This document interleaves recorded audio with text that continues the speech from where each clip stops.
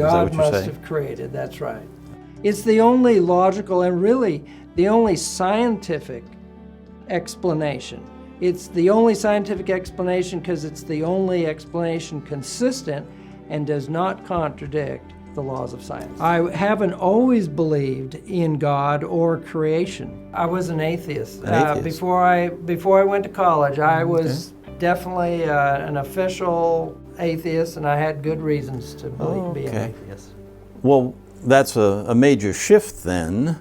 What would you attribute this to? Is there factors that entered into this that changed your thinking? Yes, well, it started in my freshman year of college. My girlfriend called me up. She was going to another university. She called me to tell me that she had become a Christian. I said, "You what?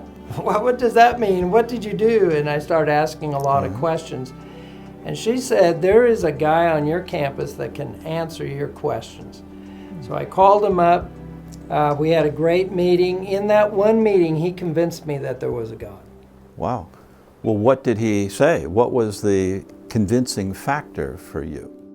Well, there were quite a few things that were discussed that day, but the most important things that were brought up were the laws of science. Laws of science are the irrefutable conclusions that science has right now, irrefutable as of today. So what type of laws are we talking about? Well, for example, the first law of thermodynamics is a law of science that says energy cannot create itself by natural means.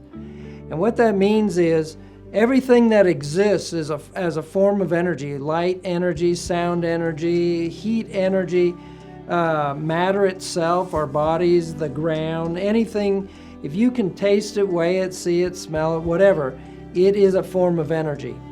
And the first law of thermodynamics says that did not make itself. And yet, the entire universe is a form of energy. If the laws of science say that energy cannot create itself by natural means, and yet it exists, if it didn't happen naturally, it must have happened supernaturally.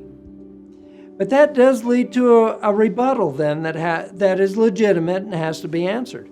And that rebuttal is, well, energy didn't have to create itself, it's always existed. But they still have a problem, and the evolutionists still have a problem.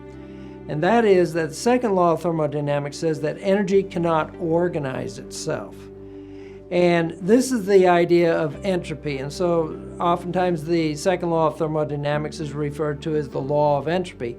Everything is winding down. Everything is running down from organized energy to disorganized energy. From organization to chaos, basically. The lowest form of energy is considered heat.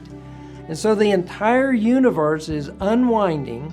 It's running down to an endpoint called heat death. And a good way to illustrate this is like with a metronome or with a clock. I have a metronome here. This metronome will tick. If I take the arm and I put energy into it, I can make that arm swing, but it eventually comes to a standstill. It will only move if I put energy into it and make it tick again. If I want it to tick longer, I have to put more energy into it. But I'm putting energy into it, and I get my energy from the food that I eat.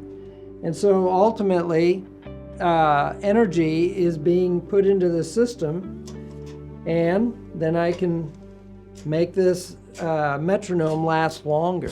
More energy has been put into it. But notice what's happening. As this metronome ticks, it's unwinding, it's decreasing in energy. The energy is still here, but it's converting into heat energy. And it's slowing down until finally it will stop. That is what's happening to the universe. The sun is burning out. All of the galaxies and planets that are spinning around in orbit like a giant clock, the gears in a giant clock, everything is spinning, but it's coming to an end point. Everything's heading towards heat death.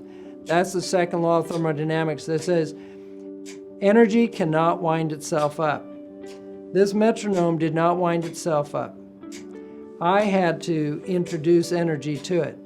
The universe, when it originated, didn't have anyone there to wind it up if you're an atheist, if you believe in evolution. So then the question is, if the laws of thermodynamics, second law of thermodynamics says energy cannot wind itself up, then how was it wound up in the first place in order to unwind?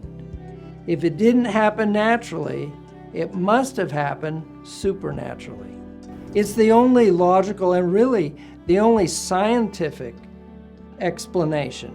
It's the only scientific explanation because it's the only explanation consistent and does not contradict the laws of science.